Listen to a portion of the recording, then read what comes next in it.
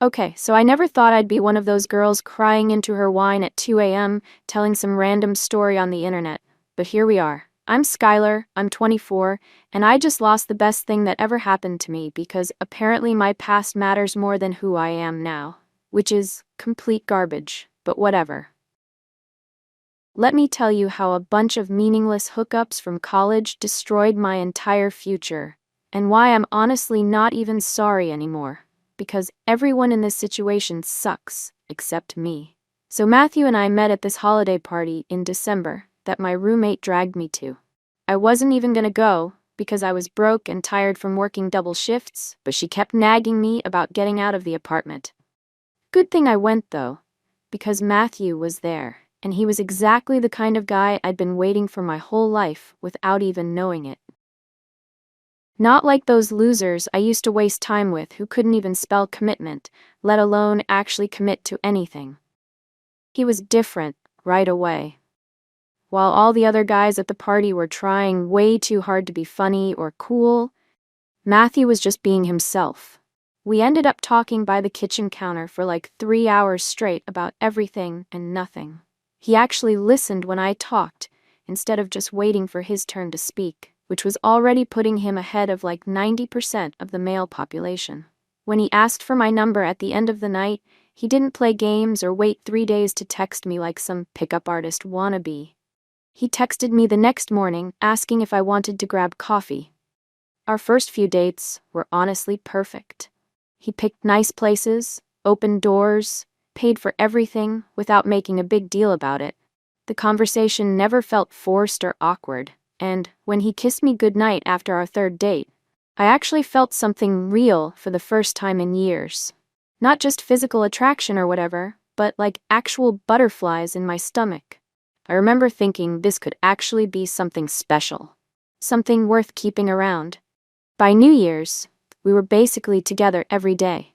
He introduced me to his friends as his girlfriend, brought me to his company's holiday party, made me feel like I actually mattered to him. After years of casual, whatever situations and guys who disappeared, the second things got remotely serious, Matthew felt like stability. Like someone I could actually build a future with instead of just killing time until something better came along. The thing is, Matthew was exactly the kind of guy I'd always said I wanted, but never thought I'd actually find. He had his own place, a decent car, actual goals beyond just getting through the weekend. While I'm still figuring out what I want to do with my life and living with roommates like some college student, he had this whole adult thing figured out. It made me want to be better, you know? Like maybe I could be the kind of girl who deserved someone like him. But here's where things get complicated, and honestly, where everyone else screwed me over. Matthew wasn't like the guys I'd been with before. He was serious about relationships, traditional in some ways, and it became pretty obvious pretty fast that he hadn't been with a lot of people, which normally wouldn't be a problem except for the fact that I definitely had been with a lot of people. Like significantly more people than someone like Matthew would probably be comfortable with. Look, I'm not ashamed of my past. I went through a phase in college where I was figuring myself out and having fun, like literally every other girl my age. Then, after graduation, I had some relationships that didn't work out, and some casual situations in between, while I was trying to find myself or whatever. I wasn't keeping count because why would I? But if I really sat down and thought about it, we were definitely in double-digit territory. Maybe mid to high double digits if you count some of the blurrier college nights.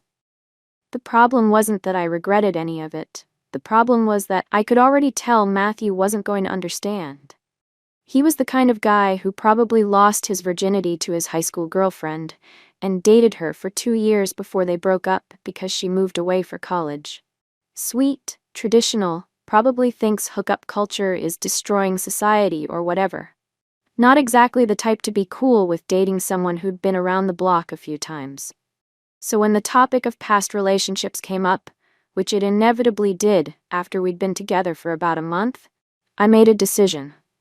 I could either tell him the truth and watch him walk away from the best thing that had happened to either of us, or I could protect what we had by being strategic about how much information I shared. I chose to protect us. And honestly, I still think that was the right choice, even though it blew up in my face later. When Matthew told me his number was 3, including me, I nearly choked on my drink. 3. This sweet, gorgeous, successful guy had only been with 3 people in his entire life, and one of them was sitting right across from him, having slept with more people in 1 semester of college than he'd been with total. There was no way I could tell him the truth without completely destroying what we had built together. So I lied. When he asked about my number, I told him it was around 5 or 6. High enough that I didn't sound completely inexperienced, low enough that I wouldn't sound like what his conservative other probably warned him about. He seemed relieved by my answer, said something about how he was glad we were both selective about who we'd been with.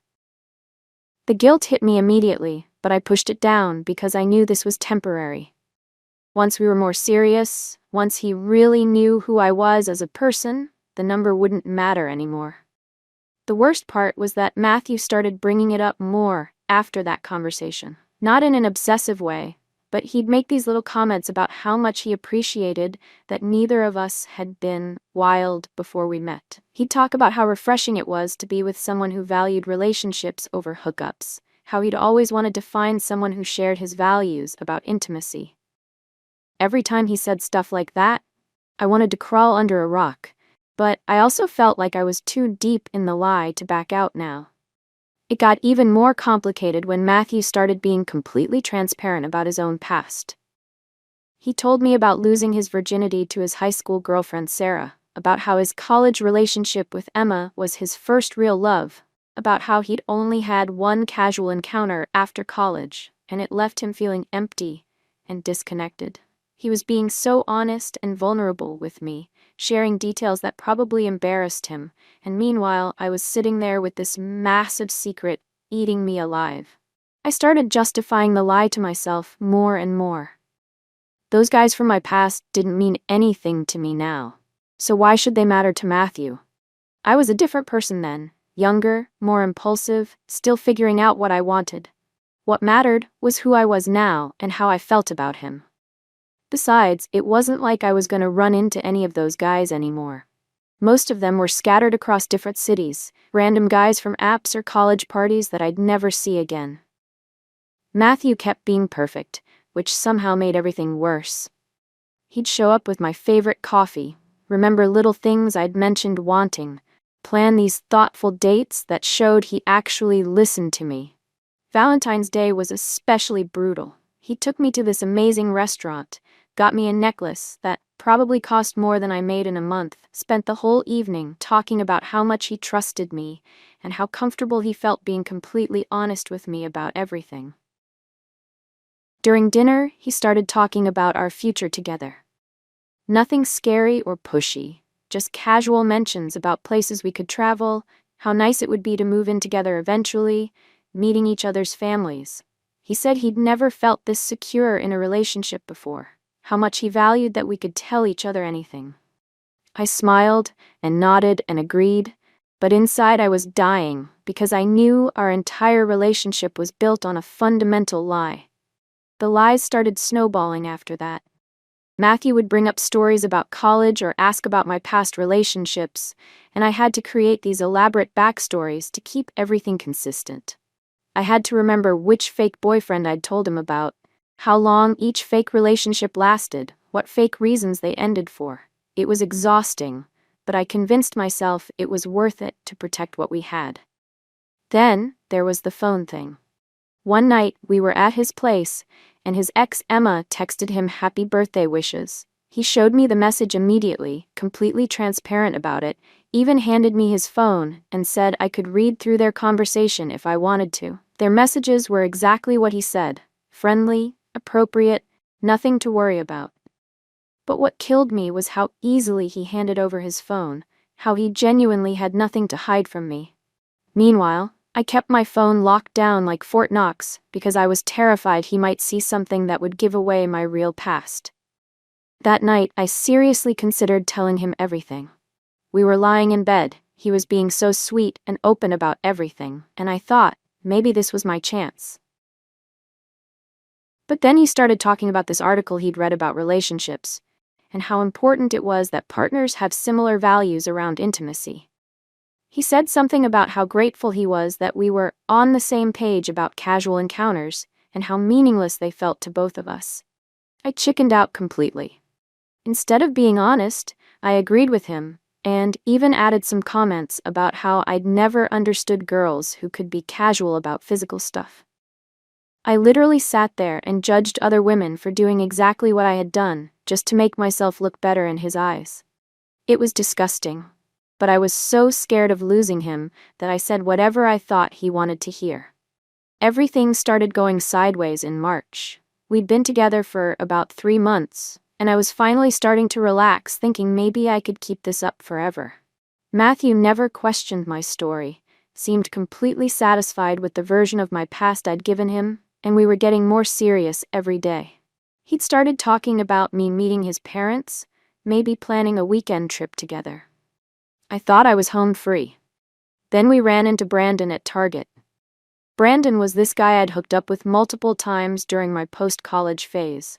Nothing serious, just a casual thing that lasted a few months when I was going through my I don't need a relationship period. He was hot and fun for a night, but definitely not relationship material. The kind of guy who looked good on my Instagram, but couldn't hold a conversation about anything deeper than sports. I saw him first while we were in the grocery section and tried to steer Matthew toward a different area, but Brandon spotted me and came over. "Skylar, holy crap, I haven't seen you in forever. How've you been?" He was being normal and friendly, but I could feel my heart racing because I knew this could go bad fast. I introduced him to Matthew as an old friend from work, hoping Brandon would get the hint and keep things brief. But Brandon, being Brandon, had to run his mouth. "Oh man, do you remember that crazy weekend at Jake's lake house? When we..." I cut him off immediately, laughing it off and saying something about how wild our friend group used to be back in the day. Matthew was just standing there listening, and I could see him processing the whole interaction. Brandon thankfully got distracted by someone else he knew and wandered off, but I knew the damage was already done.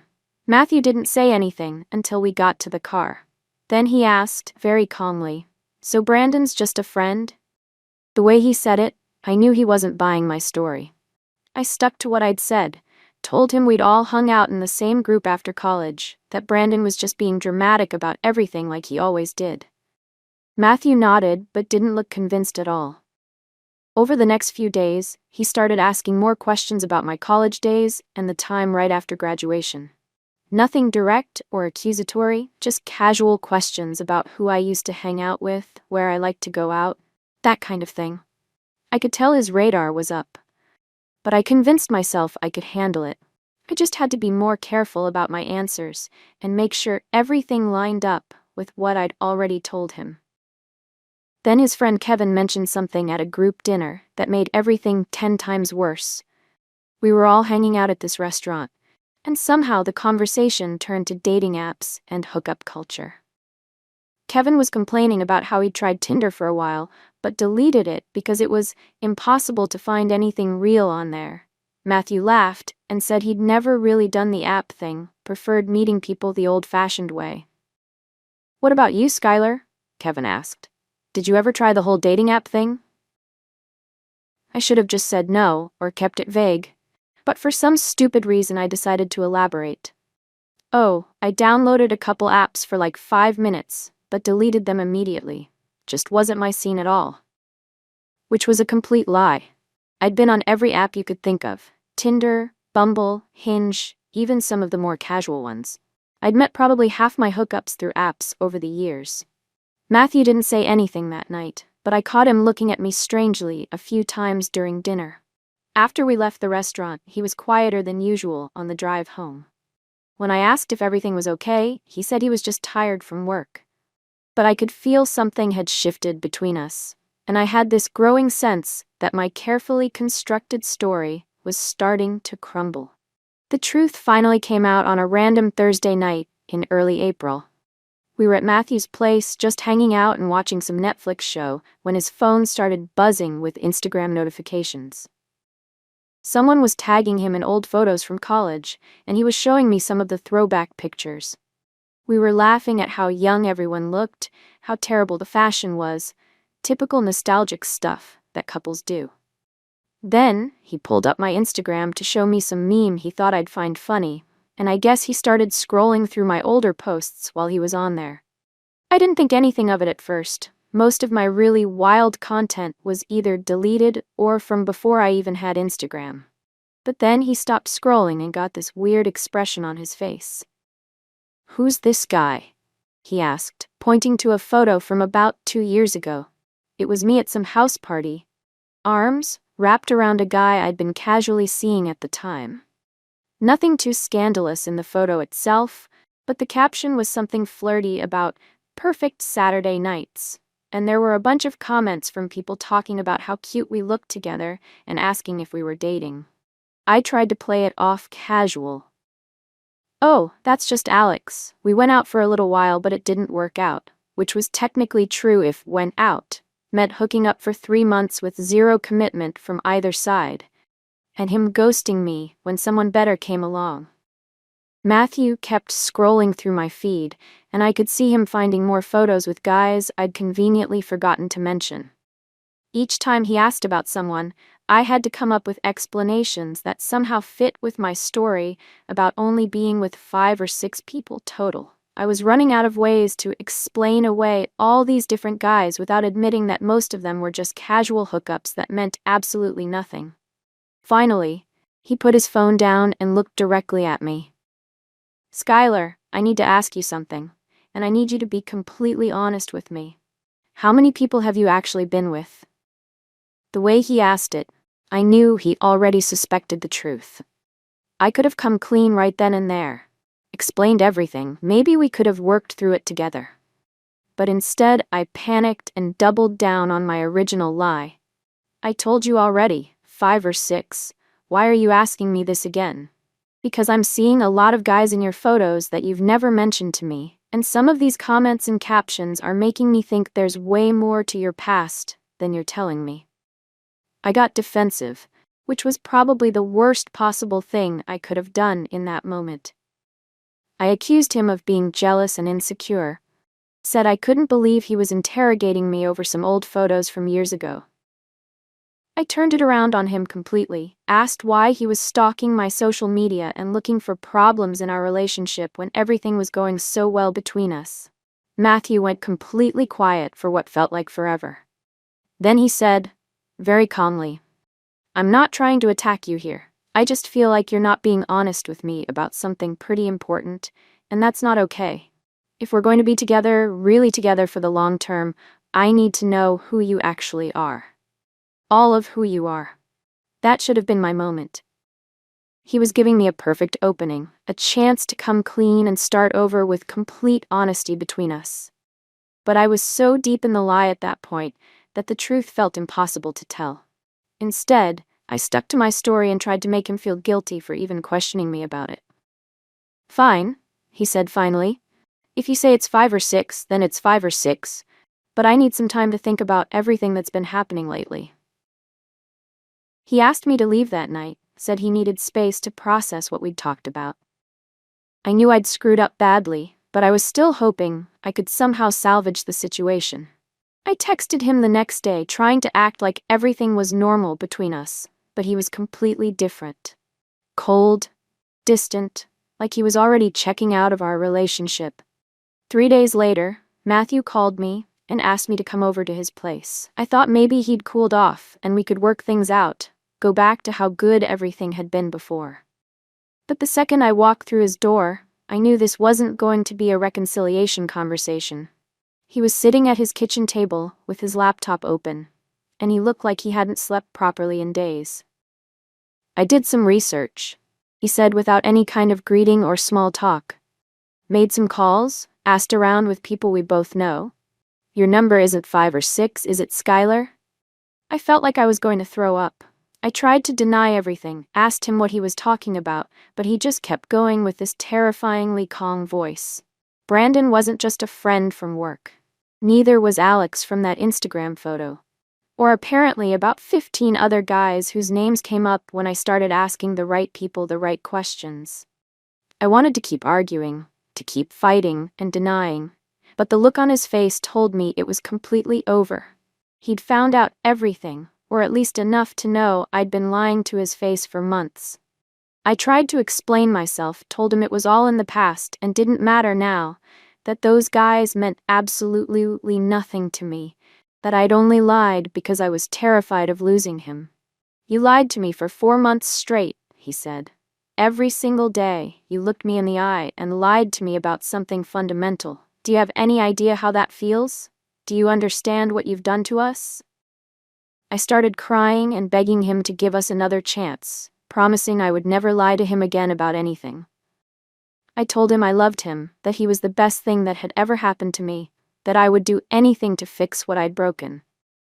But he was completely done with me. Completely checked out. "I don't even care that you slept with other people," he said, which gave me hope for about 2 seconds. "I care that you lied to me about it for months.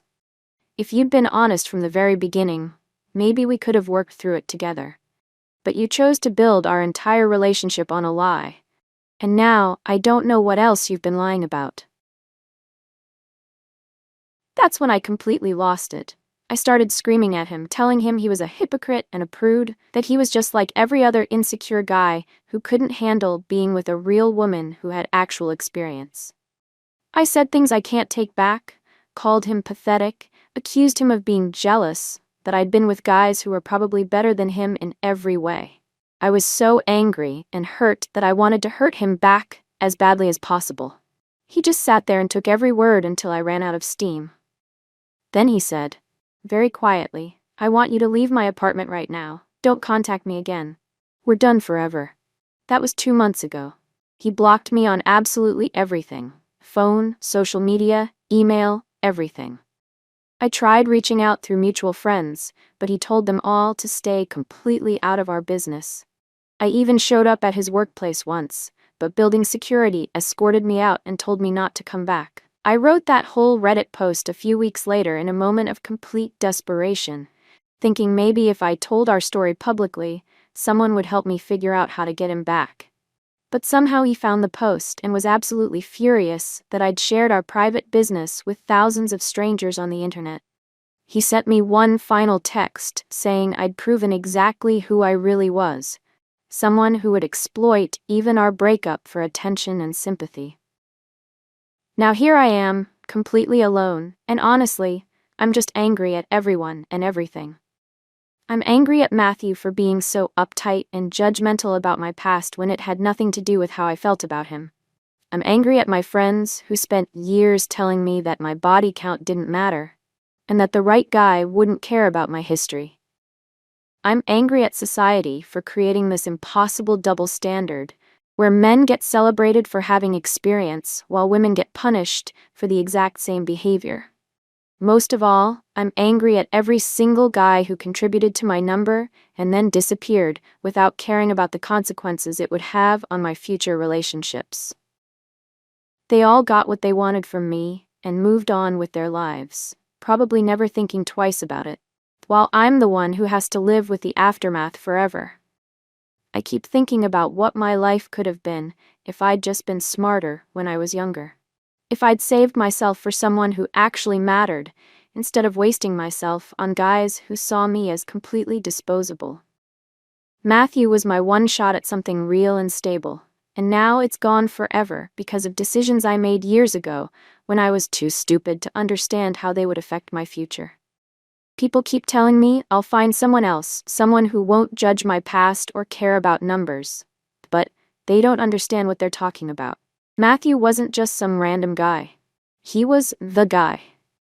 The one who had his entire life together, who treated me with actual respect, who wanted a real future with me. Guys like that are extremely rare, and when they do come around, they don't want girls like me. They want girls who made better choices. I've basically given up on dating completely. Every time I think about putting myself back out there, I remember how this whole thing ended, and I can't stomach going through it again. Maybe this is just my reality now. being alone and paying the price for mistakes I made when I thought actions didn't have consequences. The worst part is that I still think about Matthew constantly. I wonder what he's doing, if he's dating someone new, if he ever thinks about me or misses what we had. I know I should move on and forget about him, but how do you get over losing the best thing that ever happened to you?